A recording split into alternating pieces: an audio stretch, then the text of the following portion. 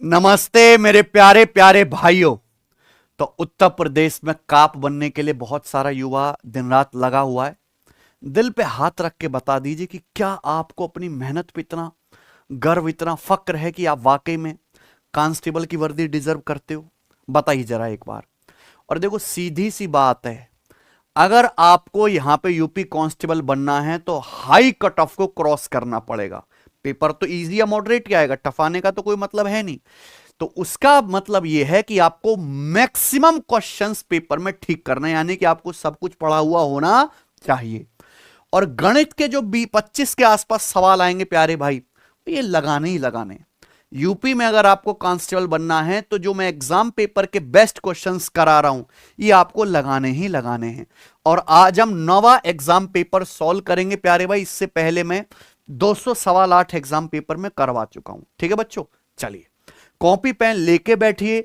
एक एक सवाल आपकी जान से भी ज्यादा कीमती है, और इसका सॉल्यूशन तो मैं दी बेस्ट आपको सिखाऊंगा भी। आपको बहुत आनंद आएगा, मजे के साथ पढ़िए, खुशी के साथ। ठीक है बच्चों, चलो सवाल नंबर 1। वो वाली खुशी नहीं, वो वाली खुशी, समझे? यदि कोई धनराशि वार्षिक चक्रवृद्धि ब्याज पर 2 वर्षों में अपनी 1.44 गुनी हो जाती है तो ब्याज की वार्षिक दर कितनी है? ठीक है ना। सवाल है कि कोई धनराशि जो एनुअली कंपाउंड हो रही है सचिन, 2 साल में चक्रवृद्धि ब्याज दर पर कितनी हो जाती है? 1.44 गुनी हो जाती है। 2 साल में अगर कोई पैसा 1.44 गुना हो गया, इसका मतलब हर एक साल में आपका पैसा कितने गुना हो रहा है? हर एक साल में पैसा कितने गुना हो रहा है? इसका अंडर रूट 1.44 का अंडर रूट क्या आ जाएगा? 1.2। 1.2 का मतलब क्या है? 100% से गुणा करेंगे 120%, यानी कि हर साल आपका पैसा 120% हो रहा है। हर एक साल में 100% से 120% हो रहा है, तो हर साल पैसा बढ़ कितना रहा है? 20%। ये क्या? ब्याज की दर। खत्म। ए बी सी एक काम को अलग अलग क्रम से 16, 32 और 48 दिन में कर सकते हैं। वे साथ साथ काम आरंभ करते हैं, किंतु बी काम समाप्त होने से 8 दिन पहले और सी 6 दिन पहले काम छोड़ देता है। यही है काम कितने दिन में पूरा हुआ। समझे बात को? चलिए, ऐसे सवालों को पढ़ते समझ जाना चाहिए कि इसमें क्या लगाना है सचिन? Shifting method. ए किसी काम को 16 दिन में कर सकता है, बी 32 दिन में, सी 48 दिन में। तो 16, 32 और 48 कैल्शियम 96।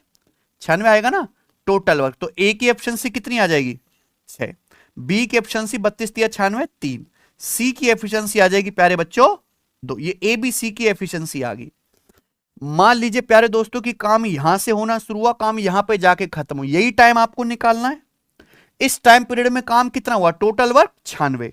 लेकिन काम करने का तरीका क्या था कि भाई साथ में 3 लोगों ने, एबीसी ने काम शुरू किया, लेकिन बी काम पूरा होने से 8 दिन पहले छोड़ के चला गया। नहीं, बी ने लास्ट के 8 दिन काम नहीं किया। सी 6 दिन पहले काम छोड़ देता है, काम पूरा होने से 6 दिन पहले सी छोड़ के चला गया, नहीं कि सी ने 6 दिन काम नहीं किया, है ना। तब जाके इस समय में कितना काम हुआ? Total work 96 unit. तो प्यारे बच्चों क्या है, मेरा तरीका ये है कि ये जो बी और सी काम छोड़ के जा रहे हैं, इनको जाने मत दो, इनसे भी काम करा लो। मैं टाइम नहीं बदलूंगा क्योंकि मुझे टाइम निकालना है, पर मैं काम करने का तरीका तो बदल सकता हूं। अगर बी काम छोड़ के ना जाता, अगर बी लास्ट के 8 दिन भी काम करता, तो कितना काम एक्स्ट्रा होता बताइए? बी एक दिन में 3 कुर्सी बनाता है, अगर बी लास्ट के 8 दिन भी काम करता तो 24 कुर्सी एक्स्ट्रा बनती। सी अगर काम पूरा होने से 6 दिन पहले छोड़ के ना जाता, लास्ट के 6 दिन भी काम करता, कितना काम एक्स्ट्रा होता? सी एक दिन में 2 कुर्सी बनाता है, लास्ट के 6 दिन भी काम करता तो कितना काम एक्स्ट्रा होता? 12। तो सेम टाइम में कितना काम होता है? 96 प्लस 24 120 प्लस 12 132। सेम टाइम में 132 यूनिट काम होता, और इस काम को करते कौन? कोई भी छोड़ के नहीं गया, तीनों लोग मिलकर करते। तीनों लोग मिलकर काम करेंगे तो 6 3 9 2 11 एफिशिएंसी के साथ प्यारे बच्चों। और 132 यूनिट काम करने में 11 एफिशिएंसी से कितना समय लगेगा? 11 से डिवाइड करेंगे 12 दिन। तो काम 12 दिन में हुआ है। ऑप्शन नंबर सी आंसर है। ये बताएंगे। 300 ग्राम चीनी के घोल में 40% चीनी है, इसमें कितनी चीनी और मिलाई जानी चाहिए जिससे वह इस घोल का 50% हो जाए? चीनी घोल में 50% हो जाए। ठीक है बच्चों, चीनी पानी का घोल है, यहां रेशियो से भी कर सकते हैं प्यारे बच्चों, एलिगेशन भी लग जाएगा। आप शुगर की कंसंट्रेशन पे, शुगर के परसेंटेज पे क्या लगा लो, एलिगेशन, है ना। चीनी पानी का घोल है कितना सचिन, 300 ग्राम। 300 ग्राम चीनी के घोल में कितनी चीनी है, 40%। आपने इसमें और चीनी मिलाई, तो जो आप ऐड कर रहे हैं वो क्या है, केवल चीनी। आप प्योर चीनी ऐड कर रहे हैं, यानी कि 100% आप क्या ऐड कर रहे हो, चीनी। और जो नया घोल बना उसमें चीनी कितनी हो जाए, 50%। फाइनल चीनी होगी 50%। किस रेशियो में आपने ऐड किया होगा, 100 माइनस 50, 50, 50 माइनस 40, इस रेशियो में आपने ऐड किया होगा 50:10। इनिशियली कितना घोल था, 300 ग्राम। 50 के लिए 300 ग्राम है 6 गुना, तो कितनी चीनी ऐड करनी पड़ेगी, 10 का 6 गुना, यानी कि 60 ग्राम चीनी। आंसर है कौन सा ऑप्शन है, कोई दिक्कत नहीं। चलिए ये बताइए, एक वॉशिंग मशीन की कीमत टीवी की कीमत से 40% कम है। वॉशिंग मशीन की कीमत 80% बढ़ जाती है, टीवी की कीमत 22% कम हो जाती है। तो 7 वॉशिंग मशीन 6 टीवी की कुल कीमत में कितने प्रतिशत का परिवर्तन होगा, कुल यानी कि प्लस। ध्यान से सुनिएगा, ये बहुत इंपॉर्टेंट पैटर्न है। ये है वॉशिंग मशीन और ये है टीवी। अगर हम बात करें, पहली लाइन में बोला है एक वॉशिंग मशीन की कीमत टीवी से 40% कम है। 40% का मतलब 2/5, यानी कि टीवी की कीमत अगर 5 है तो वॉशिंग मशीन की कीमत 2 कम, यानी कि 3 है। तो एक वॉशिंग मशीन और एक टीवी के प्राइस का रेशियो है सचिन। हुआ क्या, वॉशिंग मशीन की कीमत 80% बढ़ जाती है और टीवी की कीमत 22% कम हो जाती है, यही है ना। तो सवाल में क्या पूछा है, 7 वॉशिंग मशीन और 6 टीवी की कुल कीमत में कितने प्रतिशत का परिवर्तन होगा। ये एक वॉशिंग मशीन एक टीवी की कीमत का रेशियो है। कितनी वॉशिंग मशीन चाहिए, 7। तो 7 वॉशिंग मशीन की कीमत 7 से गुणा, 6 टीवी की कीमत क्या होगी, 6 से गुणा। तो हमारा 3 से 6 2 बार कट गया, तो रेशियो कितना आ गया, 7:5 दूनी 10। तो 7 वॉशिंग मशीन और 6 टीवी की कीमत का रेशियो आ गया जी प्यारे बच्चों, 7:10। तो 7 वॉशिंग मशीन 6 टीवी की कीमत में कुल कितना प्रतिशत का परिवर्तन होगा। वॉशिंग मशीन का प्राइस कितना बढ़ेगा, 7 का 80% 560। टीवी की कीमत कितना कम होगी, 10 का 22% 220। तो 560 माइनस 220 कितना आ गया, 340%। 340% बढ़ जाएगा कितने के समान पे, 7 + 10 17 के समान पे बटे 17। तो 340/17 क्या आ गया, 20% पॉजिटिव आया, यानी कि 20% इंक्रीज हो जाएगा। क्या आंसर है ना। बढ़िया सवाल, जबरदस्त क्वेश्चन है। आइए, एक डिनर सेट का मूल्य 1500 रुपए अंकित किया गया। डिनर सेट का एमआरपी कितना है, 1500। ग्राहक इसके लिए 1173 रुपए अदा करता है। कस्टमर कितना पेमेंट करता है इस डिनर सेट का, 1173 रुपए। यदि ग्राहक के अनुक्रम में 2 छूटें दी जाते, कस्टमर को 2 छूट दी गई। पहली छूट की दर है 15%, तो छूट की दूसरी दर कितनी थी, सेकंड डिस्काउंट कितने परसेंट था। है बच्चे, बढ़िया सवाल बनता है ये। देखो, एक डिनर सेट का एमआरपी कितना है बच्चों, 15%। इस पे 2 डिस्काउंट दिए गए। अगर पहला 15% डिस्काउंट देंगे तो सचिन कीमत कितनी रह जाएगी घट के, 1500 पे 15% डिस्काउंट देंगे तो कीमत रह जाएगी घट के 85%, यानी कि 0.85, है ना। इस प्राइस पे एक और ये 15% डिस्काउंट देने के बाद डिनर सेट की कीमत है। इस प्राइस को एक और डिस्काउंट दिया गया और एक और डिस्काउंट देने के बाद 1173 रुपए में बेचा गया। उस सेकंड डिस्काउंट कितना है, क्या ले लेंगे आप, रेशियो। डेसिमल से 2 जीरो कट गया, है ना बच्चों। 17 पंजे 85 और 17 छिक्का 102 और 15 7 निम्मा 153, है ना। 3 पंजे 15 और 3 से 69 चला जाएगा कितनी बार, 23 बार, यानी कि 25 रेशियो क्या आ गया, 23। यानी कि अल्टीमेटली सेकंड डिस्काउंट देने पर 25 का समान 23 का हो गया। तो आपने डिस्काउंट कितना दिया, 2 का, कितने पर, 25 पर। 1/25 4%, 2/25 8%। तो सेकंड जो डिस्काउंट दिया गया मेरे भाई वो कितना है, 8%। कोई दिक्कत, चलिए ये बताएंगे। सवाल नंबर आपके सामने 6 करो।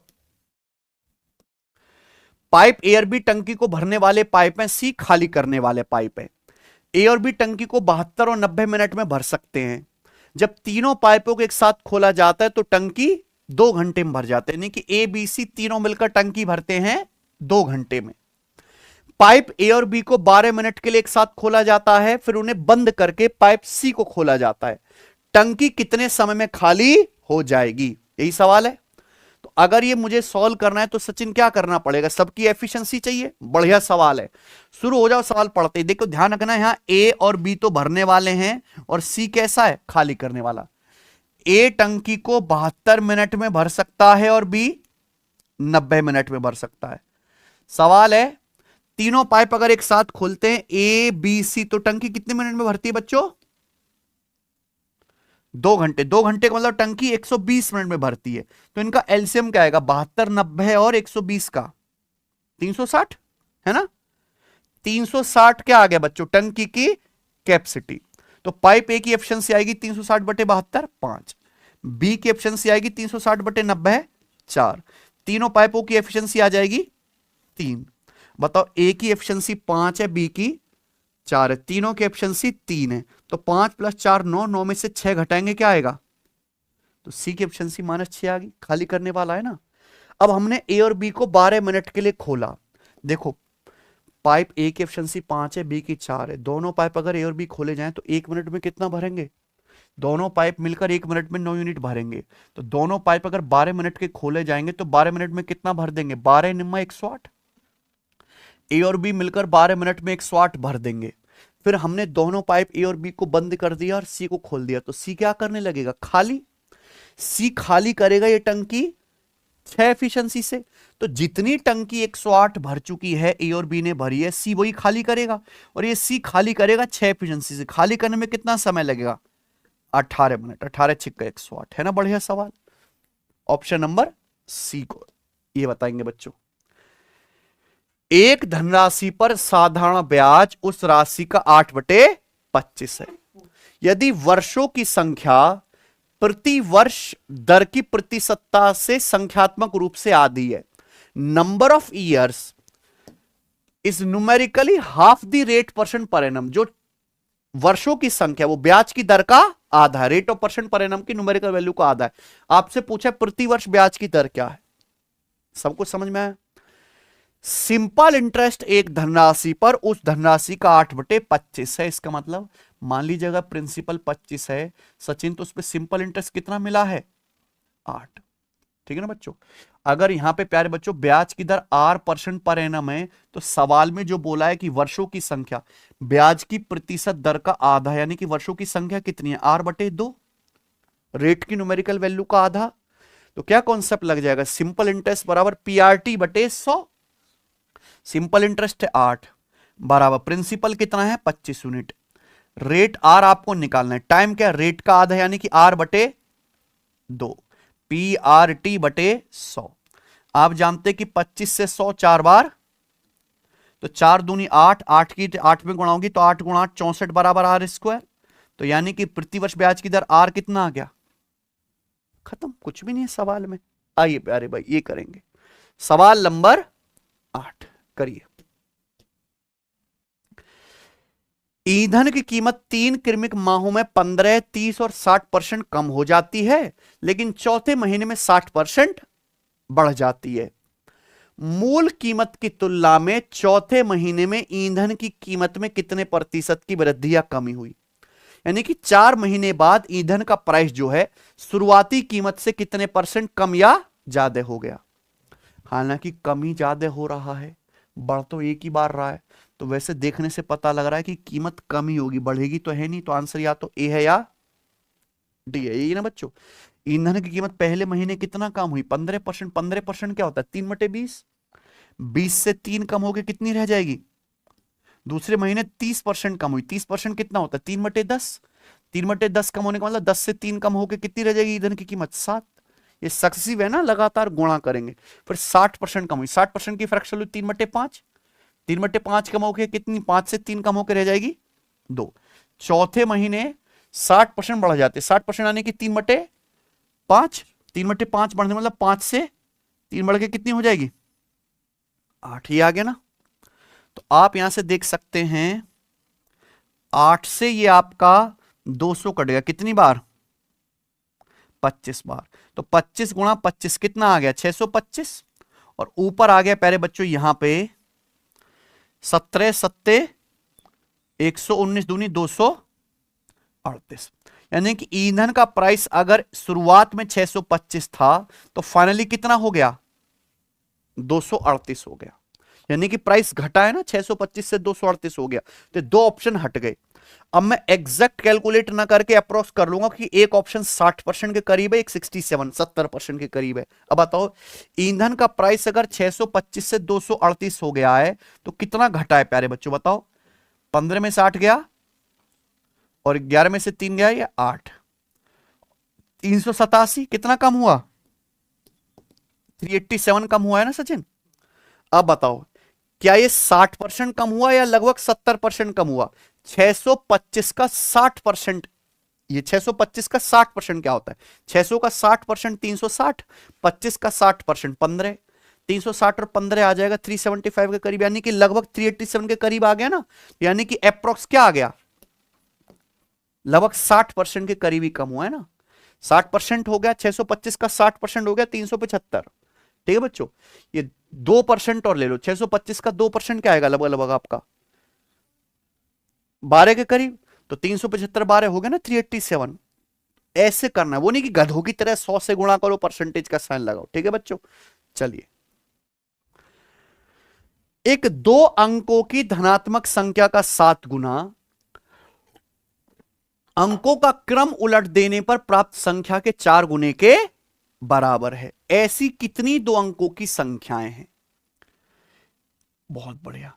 मान लो जैसे एक 2 अंकों की संख्या है ए बी है सचिन, तो इसका मतलब क्या होगा, 10 ए प्लस बी इकाई के अंक में 1 से गुणा, 2.5 के अंक में 10 से गुणा। अब इसके अंकों को पलट दूं तो संख्या क्या बन जाएगी, बी ए, और बी ए का मतलब क्या हो जाएगा, 10 बी प्लस ए। तो सवाल में बोला है कि ये मान लीजिए हमारी ओरिजिनल संख्या क्या, ए बी, बी ए क्या, ये इसको पलट के। तो एक 2 अंकों की धनात्मक संख्या का 7 गुना, यानी कि ए बी यानी कि 10 ए प्लस बी, 10 ए प्लस बी का 7 गुना जो है किसके बराबर है, अंकों को पलटने से जो आता, अंकों को पलटने से क्या है, 10 बी प्लस ए के 4 गुने के बराबर है। तो ये क्या होना चाहिए, बराबर होना चाहिए। तो अगर मैं बराबर कर दूं तो कितना आएगा, 70 माइनस 4 यानी कि, और ये कितना आ जाएगा प्यारे बच्चों, बराबर 4 2 40 बी और 7 बी डिफरेंस 33 बी। तो यहां से ए बटे बी आ गया प्यारे बच्चों, यानी कि 33 बटे 66, यानी कि 1 बटे, तो ये ए और बी अंकों का क्या आ गया, रेशियो है ना। यानी कि ए संख्या जो भी हो, संख्या के जो 2 अंक हैं ए और बी, उनका रेशियो क्या बनना चाहिए, 1, और संख्या के अंकों का रेशियो 1 2 बनना चाहिए, ए बी 1 2 बनना चाहिए। यानी कि संख्या के अंकों का रेशियो अगर 1 2 है तो संख्या 12 हो सकती है, संख्या 24 भी हो सकती है, संख्या 36 भी हो सकती है, भी तो 1 2 है, 3 6 का रेशियो 1 2, संख्या 48 भी हो सकती है, 5 और 10 ये नहीं हो सकता, 2 अंकों की नहीं रहेगी। यानी कि 4 संख्या पॉसिबल है, बस क्या होना चाहिए, अंकों का रेशियो 1 2 होना चाहिए, इन 4 संख्याओं में बनेगा। तो आंसर क्या है, बढ़िया सवाल है ये। ठीक है बच्चों, बनाओ। यदि किसी वस्तु का विक्रय मूल्य उसके लागत मूल्य से 32% अधिक है और वस्तु के अंकित मूल्य पर दी गई छूट 12% है, तो लागत मूल्य और अंकित मूल्य का अनुपात क्या है। किसी वस्तु का विक्रय मूल्य उसके लागत मूल्य से 32% अधिक है, ये क्या है, प्रॉफिट, प्रॉफिट परसेंटेज ही तो है। सेलिंग प्राइस कॉस्ट प्राइस से जितने परसेंट ज्यादा है वही लाभ प्रतिशत होता है। तो इनडायरेक्टली क्या बोला है, प्रॉफिट, प्रॉफिट परसेंटेज है 32, डिस्काउंट है 12%। पूछा क्या है, लागत मूल्य और अंकित मूल्य का रेशियो, सीपी से एमपी का रेशियो क्या होता है बच्चों, 100 minus D upon 100 plus P, है ना, सीधा फॉर्मूला डायरेक्ट। तो 100 माइनस 32 68, नहीं ये डिस्काउंट होगा ना, 100 minus 12 88 upon 100 plus P, 100 plus 32 132 से किससे कट गया, 44 से, 44 दूनी 88 और 44 थी 132, यानी कि 2:3, ये आंसर है। ठीक है ना भाई।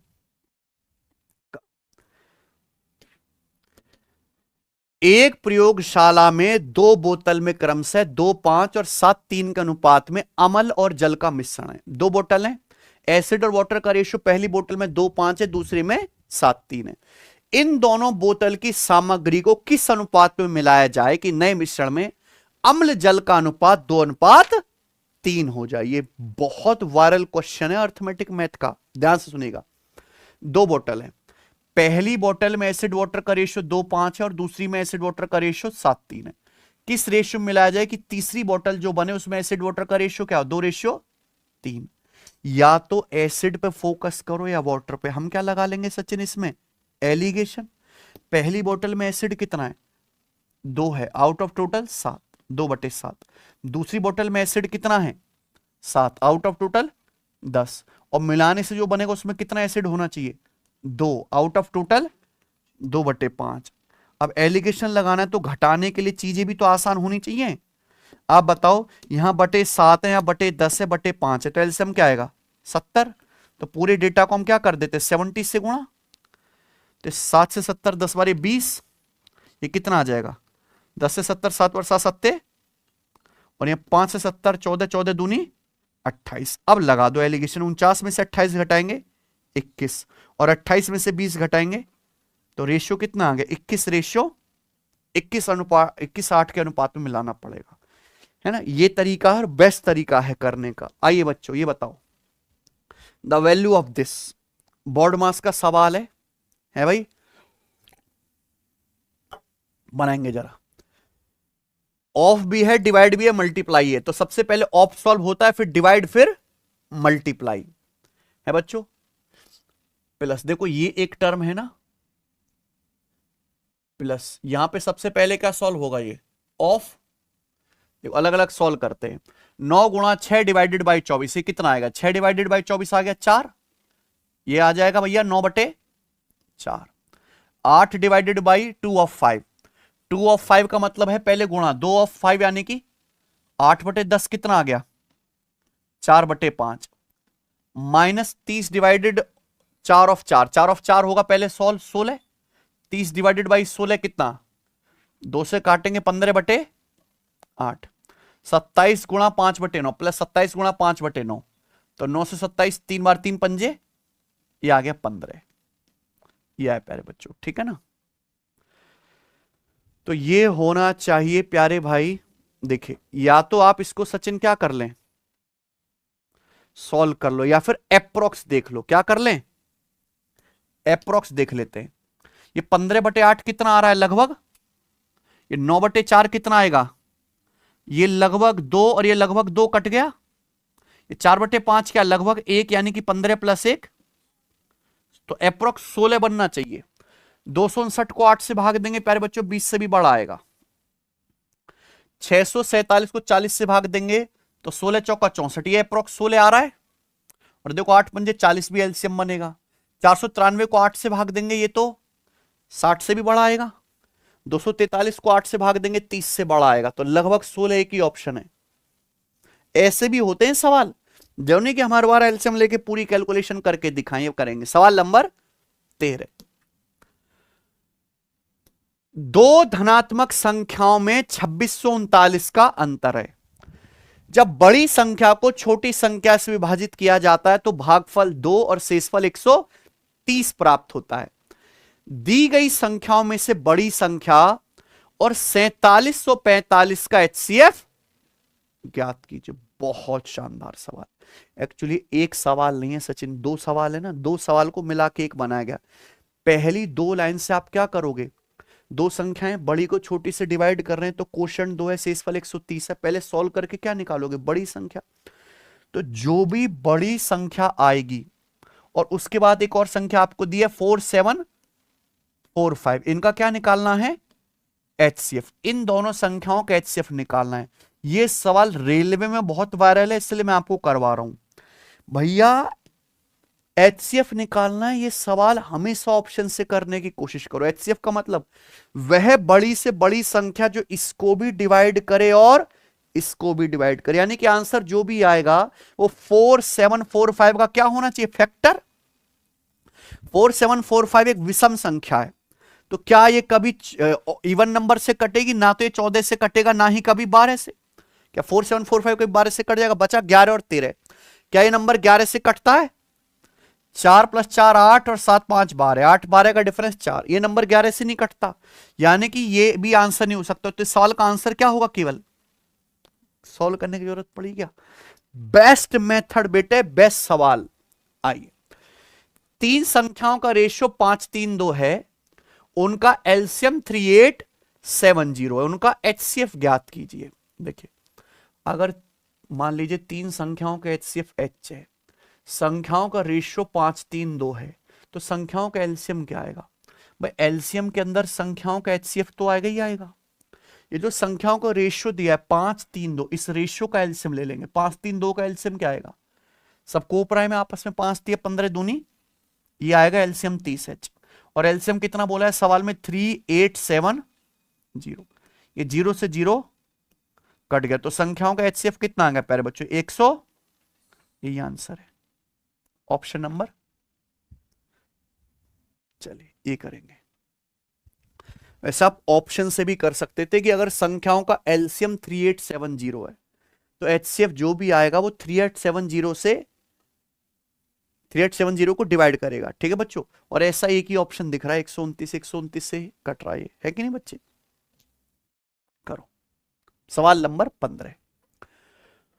पूर्ण वर्षों की न्यूनतम संख्या ज्ञात कीजिए जिसमें 20% प्रति वर्ष चक्रवृद्धि ब्याज दर से लगाई गई धनराशि दुगने से अधिक हो जाएगी, है ना? बताओ मिनिमम कम से कम कितने न्यूनतम साल लगेंगे कि अगर आप 20% पे कोई पैसा बैंक में जमा करते हो तो आपका पैसा दुगने से अधिक हो जाए। यही है ना बच्चे? बताओ मेरे भाई, अगर ब्याज की दर 20% प्रति वर्ष है, कंपाउंड इंटरेस्ट, यानी कि हर साल आपका पैसा सचिन कितना बढ़ेगा? तो एक साल में अगर आपका पैसा 20% बढ़ेगा तो 100% को 20% बढ़ाओ, हर एक साल में आपका पैसा 120% हो जाएगा। अगर ब्याज की दर 20% है, हर एक साल में आपका पैसा 120% हो जाएगा। 120% मतलब 1.2 गुना, है ना? पूछा है आपसे कि कितने साल में आपका पैसा दुगने से अधिक हो जाएगा। हर एक साल में कितना होगा? 1.2 गुना। मैंने मान लिया कि आपको कम से कम n साल लगेंगे, है सचिन? अगर हर एक साल में आपका पैसा 20% बढ़ के 1.2 गुना हो रहा है तो n साल में कितना होगा? 1.2 की पावर n। ये दुगने से अधिक होना चाहिए प्यारे बच्चों, ये मोर देन क्या होना चाहिए? कितने वर्ष लगेंगे? तो आपको n की क्या निकालनी है? कम से कम वैल्यू। अगर आप n का मान देखिए ऑप्शन से लेते 2 लेते हैं तो 1.2 का स्क्वायर 1.44, 2 से बड़ा नहीं हो रहा। n की जगह 3 लेते हैं तो 1.2 का क्यूब 1.728, 2 से बड़ा नहीं हो रहा। अगर आप n की वैल्यू 4 लेते हैं, n की वैल्यू 4 लेने का मतलब है अगर आप n का मान 4 लेते हैं, यही आंसर दिख रहा है बेटा, तो 1.2 का क्यूब यानी कि 1.728 गुणा 1.2 ये हो जाएगा, है ना? 1.2 का क्यूब 1.78 गुणा 1.2, 1.7 की भी अगर 1.2 में गुणा करें 2 से बड़ा हो गया कि नहीं? यानी कि आपको कम से कम कितने वर्ष लगेंगे? फर्जी ट्रिके भी हैं लेकिन वो काम की नहीं है। ठीक है बच्चों, बताओ सवाल नंबर 16। किसी वस्तु की कीमत 5000 है किंतु त्योहार के कारण कुछ प्रतिशत की छूट घोषित की जाती है। श्री एक्स इस अवसर का लाभ उठाते हुए उस वस्तु को कम की गई कीमत पर खरीदते हैं, तत्पश्चात वह उसे 5000 रुपए में बेच देते हैं। यही है, जिससे श्री एक्स को 11.1/9% का लाभ होता है। बताइए उस वस्तु पर कितने प्रतिशत की छूट दी गई थी? समझे ना? बहुत बढ़िया सवाल है, सुनो। एक वस्तु की अंकित कीमत है 5000 रुपए, है सचिन? एक वस्तु का एमआरपी 5000 रुपए। मिस्टर एक्स गए, दिवाली का सीजन है, उनको छूट मिल गई। कुछ छूट लेने के बाद उन्होंने वो वस्तु खरीद ली, यानी कि 5000 रुपए से कम में खरीद ली। खरीदने के बाद मिस्टर एक्स ने अपने घर में नहीं रखी, वो वापस आगे बेच दी, और बेची भी 5000 रुपए में। ध्यान सुनेगा, यानी कि अगर वस्तु की अंकित कीमत 5000 थी तो बेची भी ही 5000 में। प्यारे बच्चों समझ रहे हैं ना? यानी कि जो मार्क प्राइस था वापस उसी दाम में बेच दी। ये सेम है ना? अगर एमआरपी 5000 था तो कीमत भी वापस किस में बेची है? वस्तु भी वापस खरीद के 5000 रुपए में ही बेची है। यानी कि जो वस्तु का अंकित मूल्य है वापस उसी दाम में वस्तु को बेच दिया मिस्टर एक्स ने खरीद के, है ना? बेचने से 11.1/9% का लाभ होता है। बताइए किसने प्रतिशत उस वस्तु पर कितने प्रतिशत छूट दी गई थी? 11 से 1/9% लाभ का मतलब 1/9, अगर मिस्टर एक्स को 1/9 का लाभ हुआ है, इसका मतलब मिस्टर एक्स ने अगर वस्तु 9 रुपए की खरीदी है, कितने की खरीदी है? अगर मिस्टर एक्स ने 9 रुपए की खरीदी है तो फिर बेची कितनी होगी? 9 का सामान 10 में बेचा होगा। अगर बेचा 10 में है तो उसका एमआरपी भी 10 ही होगा कि नहीं? बस इससे कोई मतलब नहीं है, बस ये 5-5 हजार देख के मैं समझ गया कि जितना एमआरपी है बेचा भी वापस उसी का दाम में है। 10 यूनिट है तो 10 यूनिट में बेचा है। खरीदा कितने में? क्योंकि 9 का 10 में बेचोगे तभी 11:1/9% प्रॉफिट होगा। तो मिस्टर एक्स को छूट कितना मिला? एमआरपी 10 यूनिट था, वो 9 में खरीद लेते, यानी कि उनको डिस्काउंट मिल जाता है 1/1 की छूट मिल जाती है 10 पर, यानी कि 10%। है ना गजब सवाल? जितना गजब सवाल उतना गजब का सॉल्यूशन। बताइए, एक पंसारी को क्रमशः 299 और 175 रुपए किलोग्राम मूल्य वाले चावल की दो किस्म को किस अनुपात में मिलाना चाहिए ताकि प्राप्त चावल का मिश्रण 250 रुपए प्रति किलोग्राम मूल्य का हो? तो यहां तो प्राइस पे एलिगेशन लगा देते हैं हम, रुपीस पर केजी पे। दो प्रकार के चावल को मिला रहे, एक चावल का दाम है 299 रुपए पर केजी, दूसरे का है 175 रुपए पर केजी। किस अनुपात में दो किस्म को मिलाएं कि मिश्रण का दाम बने 250 रुपए पर केजी? तो किस रेशियो मिलाएंगे? 250 में से 175 घटाएंगे 75, और 299 में से 250 घटाएंगे तो 75:49। कौन सा ऑप्शन है? खत्म। ये बताएंगे जी। एक सेल के दौरान 50% माल को 23% लाभ पर बेचा जाता है, शेष 32% माल को, है ना, शेष का 32%, शेष 32% को 40% लाभ पर बेचा जाता है, उसके बाद शेष माल को 10% हानि पर बेचा जाता है। यदि समग्र लाभ X% है तो X का मान ज्ञात कीजिए। बताइए बच्चों, गजब सवाल। ये भी बहुत वायरल है सचिन, रेलवे में वो आता है रेलवे में, आपके एग्जाम में भी फंस सकता है। सुनिए प्यारे बच्चों, आपके पास ना कुछ माल है, आप उसका अलग अलग हिस्सा अलग अलग लाभ हानि पे बेच रहे हैं, और आपसे पूछा सारे सामान पे कुल मिलाकर कितने % का लाभ हुआ, है ना बच्चे? तो हम मान लेते हैं प्यारे बच्चों कि मान लीजिए आपके पास टोटल 100 रुपए का सामान है। कितना सामान है? टोटल 100 रुपए का माल है। कि 100 रुपए पर जो भी आंसर आएगा सचिन वो डायरेक्ट आएगा कि नहीं परसेंटेज में? 100 रुपए का आपको मान ली 20 रुपए का प्रॉफिट हो तो सीधा क्या है 20%। मान लीजिए आपके पास 100 रुपए का सामान है तो 100 का 50% कितना हो गया 50 रुपए का माल आपने बेचा 23% लाभ पे, तो 50 का 23% कितना हो गया 0.23। 100 में से 50 का सामान बेच दिया तो बचा कितना 50, फिर 50 का 32%, शेष का 32%, 50 का 32% क्या आएगा 16, यानी कि 16 का सामान आपने बेचा 40% लाभ पर। 40% का मतलब 0.4, है ना। 100 में से 50 का बेच दिया बचा 50, फिर 16 का बेच दिया 50 में से तो बचा कितना 34 का।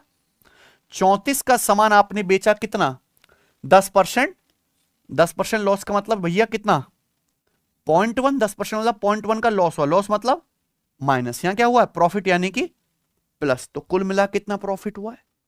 प्रॉफिट मतलब पॉजिटिव, यहां 34 का 10%, 10% को क्या लिख दिया मैंने 0.1, समझे ना। ये आपको प्रॉफिट हुआ, इसकी कैलकुलेशन कर लेंगे आंसर आ जाएगा प्यारे बच्चों, है ना। बताओ कितना है, डेटा आसान है कर ही लेते हैं कैलकुलेशन। ये कितना आ गया 11.5 और 16 चौका 64 यानी कि 6 पॉइंट और माइनस 3.4, तो 3 आ गया। 11.5 में 3 जोड़ेंगे 14.5, यानी कि आपको 100 रुपए के सामान पे 14.5 का प्रॉफिट हुआ। तो प्रॉफिट भी कितना है परसेंटेज में 14.5%। खत्म। एक दुकानदार एक पंखे का मूल्य उसके क्रय मूल्य से 20% अधिक अंकित करता है, फिर दुकानदार उस पर 10% की छूट देता है। दुकानदार को 97 रुपए का लाभ होता है, पंखे का अंकित मूल्य ज्ञात कीजिए। अच्छा, एग्जैक्ट रुपए में बताना है। लाभ आपको दिया, देखिए मान लीजिए पंखे का ये है सीपी। एक दुकानदार पंखे का, डेटा बहुत आसान है 100 मान के कर लेते हैं ना। एक दुकानदार पंखे का मूल्य उसके क्रय मूल्य से 20% अधिक अंकित करता है, यही सचिन। नहीं कि अगर पंखे का कॉस्ट प्राइस 100 है तो मार्क प्राइस 20% ज्यादा कितना है बच्चों 120। फिर मार्क प्राइस पे दुकानदार छूट देता है, कितनी छूट देता है 10%। मार्क प्राइस से 120, 120 का 10% क्या होता है? 12। 120 पे 12 की छूट देगा तो दुकानदार बेचेगा कितने में बच्चों? 108 में। 97 रुपए का लाभ हुआ। आप खुद बताओ, 100 रुपए के लागत का सामान 108 में बिका तो प्रॉफिट कितना हुआ? 8 यूनिट। 8 की वैल्यू कितनी है? 97 रुपीस। आपसे क्या पूछा है? अंकित मूल्यांक 120 यूनिट की वैल्यू। तो 8 किलो 97 रुपीस है, एक की वैल्यू क्या आएगी? 97 बटे 8। 120 यूनिट की वैल्यू पूछे तो गुणा 120 ही आ गया ना। तो 8 से 120 15 गुना, तो ये आएगा 1500 से 45 कम, यानी कि 1455, है ना। चलिए आगे चलते हैं। 1.5 मीटर लंबी एक लाइन को गलती से 1.55 मीटर मापा गया, त्रुटि प्रतिशत का मान क्या होगा? परसेंटेज में बताना है। 1.5 मीटर को गलती से 1.55 मीटर मापा गया। 1.5 मीटर को मतलब 1.50 दशमलव हटा लेते हैं ना। 150 को अगर 155 नाप लेंगे, सचिन कितना बढ़ा दिया? 5। ओरिजिनल कितना था? 150, यानी कि एरर कितनी आ गई? 1/30 की एरर आ गई फ्रैक्शन में, जिसको परसेंटेज में 100% से गुणा करके क्या कहेंगे? 3:1/3%। कोई दिक्कत? 100 से गुणा कर देंगे, बताएंगे। 21वां सवाल। जल संकट के कारण प्रारंभिक जनसंख्या का 12% हिस्सा शहर छोड़कर चला गया। शेष जनसंख्या के 25% लोगों ने नौकरी की तलाश में शहर छोड़ दिया। वर्तमान में शहर में 660 लोग रहते हैं, तो प्रारंभिक जनसंख्या और वर्तमान जनसंख्या अनुपात ज्ञात कीजिए। अनुपात पूछा है तो इसकी कोई जरूरत नहीं कि शहर में कितने लोग रहते हैं। रेशियो पूछा है, सीधा रेशियो कैलकुलेट करेंगे। ये कैसा सवाल है? सक्सेसिव। जहां भी कभी शेष शब्द आता है ना बच्चों, वो क्या है? सक्सेसिव। सक्सेसिव मतलब सीधी सीधी गुणा। भाई एक शहर में पानी की कमी होगी, 12% लोग शहर छोड़ के चले गए। 12% का मतलब 3/25, है ना। 4% 1/25, 12% क्या होता है? 3/25। 25 में से 3 शहर छोड़ के चले गए, तो बचे कितने? 25 में से 22। फिर बचे लोगों में से 25% लोगों ने, यानी कि 1/4 लोगों ने नौकरी की तलाश में शहर छोड़ दिया। 4 में से 1 लोगों ने छोड़ दिया, तो बचे कितने? 4 में से, तो सीधी सीधी गुणा ये आ गया। 22 दिया 66/100। 66/100 का मतलब 33/50, यानी कि अगर शहर की इनिशियल पॉपुलेशन 50 थी तो अब कितनी बची है प्रेजेंट में? फाइनल कितनी है? 33। यही पूछा है। प्रारंभिक जनसंख्या और वर्तमान जनसंख्या का रेशियो क्या आएगा? 50:33। चलिए बताओ 22वां सवाल करो।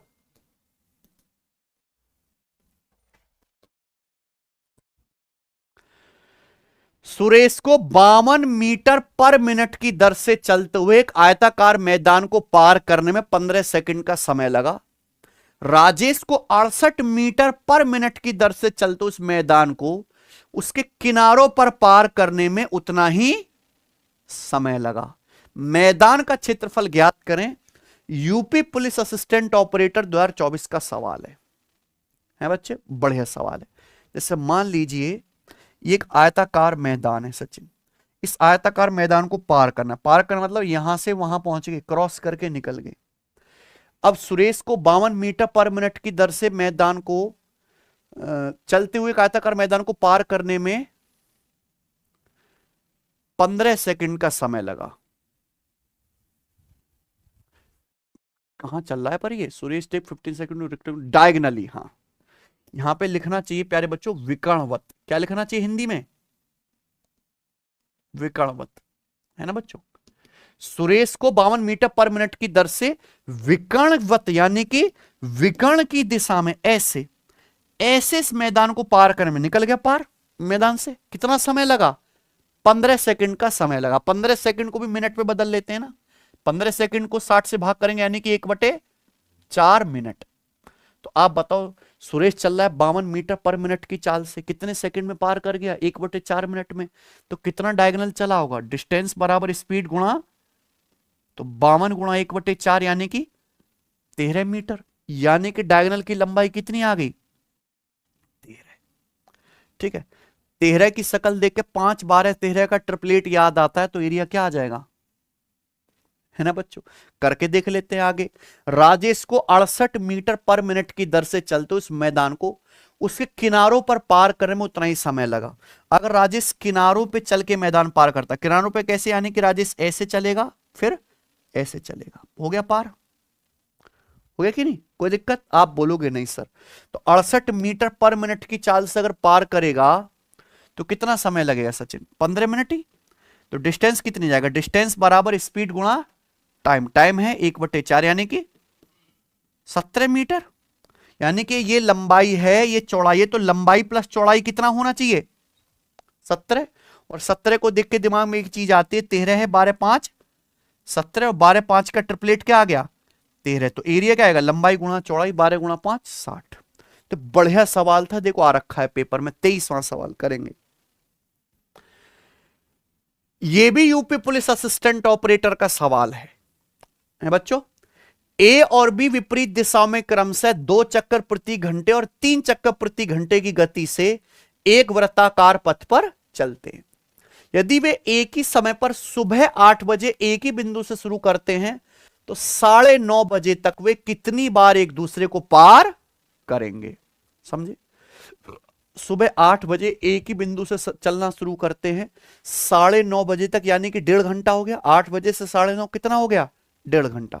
1.5 घंटे में ये दोनों लोग एक दूसरे को कितनी बार पार करेंगे? यही सवाल है सचिन, है? सोचो। ए और बी अपोजिट डायरेक्शन में सर्कुलर ट्रैक पर दौड़ रहे हैं, विपरीत दिशा में। को चित्र नहीं बनाना। ए की स्पीड है 2 चक्कर प्रति घंटा, बी की स्पीड है 3 चक्कर प्रति घंटा।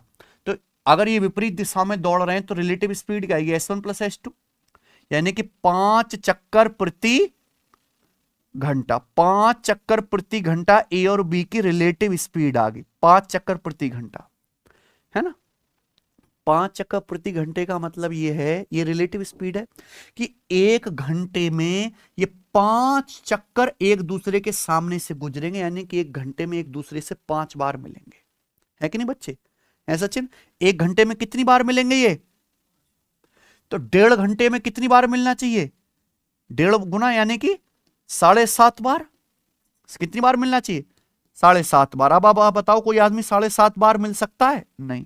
तो 7.5 नहीं लेंगे, 7.5 से जस्ट छोटा इंटीजर लेंगे, कितना? 7 बार। ये आंसर है। गजब, है ना बच्चों? ये बेस्ट सॉल्यूशन, और ऐसे ही आपको करना है। 2 रेलगाड़ी एक ही दिशा में क्रमशः 40 किलोमीटर प्रति घंटा तथा 20 किलोमीटर प्रति घंटा की गति से चल रही हैं। उनमें तेज रेलगाड़ी धीमी रेलगाड़ी में बैठे हुए एक व्यक्ति को 5 सेकंड में पार कर लेती है। तदनुसार तेज रेलगाड़ी की लंबाई कितनी है? हाँ बच्चों, देखिए, ये मान लीजिए तेज रेलगाड़ी है, ये क्या है सचिन? स्लो। ये तेज रेलगाड़ी चल रही है 40 किलोमीटर पर आवर की चाल से, स्लो रेलगाड़ी है 20 किलोमीटर पर आवर की चाल से। अभी तेज रेलगाड़ी धीमी रेलगाड़ी में बैठे हुए व्यक्ति को पार करती है। तो आपसे क्या पूछा है यहां पे? रेलगाड़ी की, तेज रेलगाड़ी की लंबाई। देखो, ये तेज रेलगाड़ी धीमी रेलगाड़ी में बैठे इस पर्सन को पार करेगी तो कितनी डिस्टेंस जाएगी? खुद की लंबाई, क्योंकि रेलगाड़ी इस रेलगाड़ी को पार नहीं कर रही। ये तेज रेलगाड़ी धीमी रेलगाड़ी में बैठे पैसेंजर को पार करे, तो इस पैसेंजर को पार करने में तेज रेलगाड़ी कितनी डिस्टेंस जाएगी? खुद की लंबाई। और डिस्टेंस बराबर रिलेटिव स्पीड गुणा टाइम। क्योंकि सेम डायरेक्शन है तो रिलेटिव स्पीड क्या आएगा? S1 - S2। 40 - 20, 40 - 20, 20 kilometre per hour. Metre पर सेकंड में बदलेंगे 5/18 से गुणा, कितने टाइम में? 5 सेकंड में गुणा 5, ये आ गया। तो 2 से 20 10 बार, 2 से 18 9 बार, तो आएगा 250/9 मीटर। 250 को अगर आप 9 से डिवाइड करेंगे तो कितना आएगा? 27 निमत 247 + 60 250, 27 सही 7/9 मीटर आंसर है ना। ये बड़ी छोटी सी रेलगाड़ी है यार, ये तो डब्बा जितनी है बस, है। ये करेंगे। सवाल नंबर है 25, लास्ट सवाल है सचिन। एक व्यक्ति अपनी इनकम का 65% खर्च करता है। उसकी इनकम में 20.1% की वृद्धि हुई, खर्चे में 20% की वृद्धि हुई, उसकी बचत में क्या बदलाव आएगा? ये सवाल 100 मान के भी सॉल्व होते हैं, पर 100 मान के करो लंका लग के हाथ में आ जाएगी, है बच्चों। डेविएशन से भी सॉल्व होते हैं और एलिगेशन से भी। एलिगेशन बताते हैं। इनकम बराबर क्या होता है बच्चों? खर्चा प्लस, भाई खर्चा प्लस बचत बराबर इनकम। तो अगर मैं एलिगेशन लगाऊंगा, रेशियो किसका आएगा? खर्चा और बचत का। एक आदमी अपनी इनकम का 65% खर्च करता है। 65% माने 13/20, 5% 1/20, 65% 13/20। यानी कि अगर आदमी की इनकम 20 है तो 20 में से खर्च कितना कर रहा है? 13। इनकम 20 है, 20 में से 13 खर्च कर रहा है, यानी कि बचत कितनी कर रहा है? ये खर्चा बचत का रेशियो है। हुआ क्या? आदमी की इनकम 20.1% बढ़ गई, खर्चा कितना बढ़ गया? खर्चा बढ़ा 20% है। तो आपसे पूछा है बचत कितने परसेंट बढ़ जाएगी, ये आपसे पूछा है बच्चे। अरे ये तो ग- गड़बड़ है, इस सवाल में डाटा एरर है। 9 सवाल में डेटा में एरर है भाई।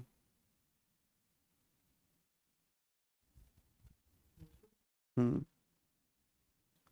गड़बड़ हो रही है भाई, है। 20 और 20.1 का डिफरेंस 0.1 हो रहा है। ठीक है, इसको ठीक कर लो। ये 20 नहीं होना चाहिए, क्या आना चाहिए खर्चा यहां पे? 25 कर लो। है सचिन? ये करवा रखा है, सेम सवाल हमने बैच में। खर्चा कितना कर लीजिए? 25%। 25% कर लो। देखो, अगर खर्चा 25% बढ़ता है, इनकम 20.1%, सवाल सेम है, बचत कितने परसेंट बढ़ेगी है बताओ जरा। ये कितना आएगा सचिन? डिफरेंस 25 से 20.1 घटाएंगे कितना? 4.9%। 7 की वैल्यू 4.9% है, कितने गुना? पॉइंट।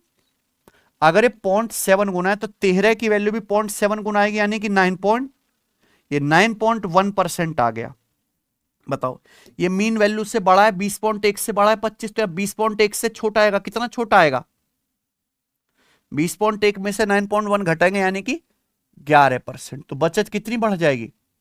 11%। ऑप्शन नंबर है सी। ठीक है, कई बार करवा रखा है सेम सवाल। तो ये था प्यारे बच्चों आज का टेस्ट। बढ़िया सवाल हुए, मजा आया आपको करके। तो इस तरीके से अगर कोई बच्चा ये एक एक सवाल कर लेता है ना, जो 250 सवालों को मैंने कलेक्शन दिया है, पेपर में आपको सारे सवाल जाने पहचाने लगेंगे, गारंटी हमारी है। ठीक है बच्चों, बाकी सब्जेक्ट का आप अपना अपना देख लीजिए प्यारे बच्चों। किसी को ऐसे ही अगर पूरा